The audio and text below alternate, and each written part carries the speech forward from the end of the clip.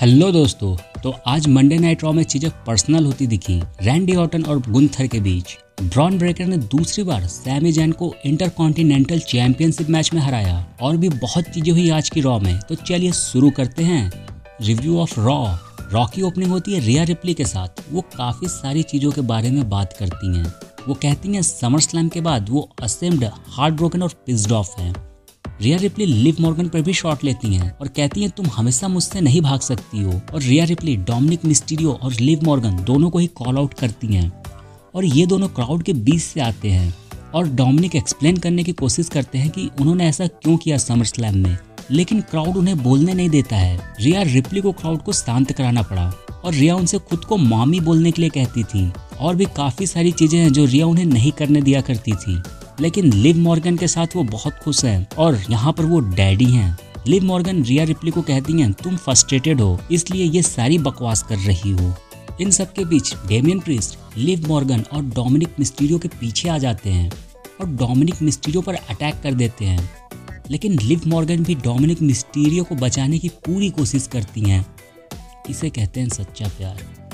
लेकिन ये सच्चा प्यार तभी तक था जब तक वहाँ रिया रिप्ली नहीं आ गई। रिया रिप्ली के आते ही मॉर्गन और उनका सच्चा प्यार दोनों ही 9-2-11 हो जाते हैं और डेमियन प्रीस्ट डोमिनिक मिस्टीरियो की ब्रॉल रिंग की तरफ बढ़ती है और यहाँ रिंग में कार्लितो भी डेमियन प्रीस्ट पर अटैक कर देते हैं और इसके बाद डेमियन प्रीस्ट और कार्लितो का मैच ऑफिशियल हो जाता है। कहने की भी जरूरत नहीं है कि इस मैच में कौन जीता होगा। डेमियन प्रीस्ट इस मैच को आसानी से जीत लेते हैं और साथ ही एक और मैच बैश इन बर्लिन के लिए फाइनल हो जाता है, mixed tag team match of course, जो कि है डेमियन प्रीस्ट, रिया रिप्ली और लिव मॉर्गन डोमिनिक मिस्टीरियो के बीच। शो पर अगला मैच था ओडिस जोन्स और वाइनी के बीच। ओडिस जोन्स इस मैच में आसानी से जीत जाते हैं। ये मैच बेसिकली ओडिस जोन्स के पावर को दिखाने के लिए ही था, लेकिन इसके बाद बोरिंग, महाबोरिंग न्यू डे का सेगमेंट था फाइनल टेस्टिमेंट के साथ। इसके बाद हम बैकस्टेज देखते हैं ड्रू मैकिंटायर एडम पेयर्स से मिलते हैं और वहाँ एडम पेयर बताते हैं ड्रू मैकिंटायर को कि आज सीएम पंक शो पर नहीं है। इस पर ड्रू मैकिंटायर कहते हैं तो मैं क्या करूँ, मैं सीएम पंक से डरता थोड़ी हूँ और वैसे भी मैं सीएम पंक को बहुत पीट चुका और अब मैं नेक्स्ट चीज़ पर फोकस करना चाहता हूँ। और यह हमें शो में पता चलता है कि वो किस नेक्स्ट चीज़ पर फोकस करते हैं। शो में आगे बढ़ते हैं और बात करते हैं रैंडी ऑर्टन की। रैंडी ऑर्टन रिंग में आते हैं। रैंडी ऑर्टन कहते हैं 20 साल पहले इसी महीने वो यंगेस्ट वर्ल्ड चैंपियन बने थे और 20 साल बाद वो इसी महीने में 15वीं बार बनेंगे वर्ल्ड चैंपियन। तभी वहाँ गुंथर आते हैं और रैंडी ऑर्टन फैंस से कहते हैं ये मोमेंट याद रखना क्योंकि वो गुंथर को इस बैश इन बर्लिन में हराकर चैंपियनशिप हासिल कर लेंगे और फिर रॉ होगा उनका नया घर और गुंथर को जाना पड़ेगा फ्राइडे नाइट स्मैकडाउन में।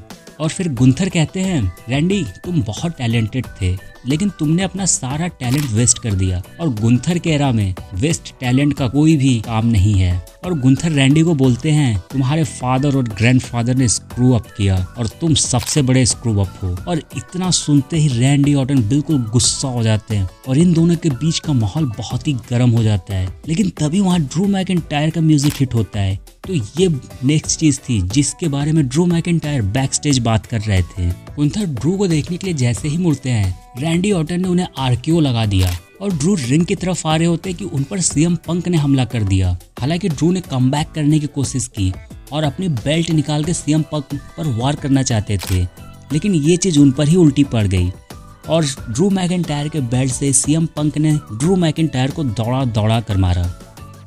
और इसके बाद हमें बैक स्टेज दिखाया जाता है कि सीएम पंक बताते हैं कि वो झूठ बोल रहे थे। ड्रू मैकिंटायर को पता नहीं चलना देना चाहते थे कि वो यहाँ इस शो पर हैं, नहीं तो ड्रू पिछले हफ्ते की तरफ फिर भाग जाते। शो पर अगला मैच था ब्रॉन्सन रीड और द मीज का। ब्रॉन्सन रीड इस मैच को आसानी से जीत जाते हैं और सुनामी लगाने लग जाते हैं द मीज के ऊपर। लेकिन द मीज को बचाने वहाँ पर आते हैं आर-ट्रूथ, लेकिन ब्रॉन्सन रीड से आर-ट्रूथ नहीं बच पाते हैं और आर-ट्रूथ पर 5 सुनामी लगाते ब्रॉन्सन रीड। इसके बाद हमें बैक स्टेज दिखाया जाता है कि सैमी जैन मेन इवेंट के लिए तैयारी कर रहे होते हैं और वहाँ जे उसो आते हैं और सैमी जैन को मोटिवेट करते हैं। जे उसो वहाँ पर कुछ बड़ी बातें कहते हैं, जैसे जे उसो कहते हैं तुम ये मैच जीत जाओ फिर हम टैग टीम के लिए जाएंगे। तो क्या ये टीज है ओजी ब्लड लाइन के लिए? मुझे नहीं पता, हो भी सकता है शायद ना भी हो। लेकिन इसके बाद शो में हम मेन इवेंट देखते हैं जो कि था ब्रॉन ब्रेकर और सैमी ज़ैन के बीच में। ये मैच 2 आउट ऑफ 3 फॉल्स था, यानी 3 बार पिन फॉल होगा, जिसमें से 2 बार जो जीत जाएगा वो मैच को जीत जाएगा। ये मैच पूरा एक्शन पैक था। मैच शुरू होते ही पेस पकड़ ली थी। पहला पिनफॉल सैमी ज़ैन ने लिया था और इसके बाद ब्रॉन ब्रेकर ने दोनों पिनफॉल अपने नाम करके ये टाइटल फिर से रिटेन कर लिया। तो ये था मंडे नाइट रॉ का रिव्यू मेरे अनुसार। आपको कैसा लगा कमेंट करके ज़रूर बताइएगा।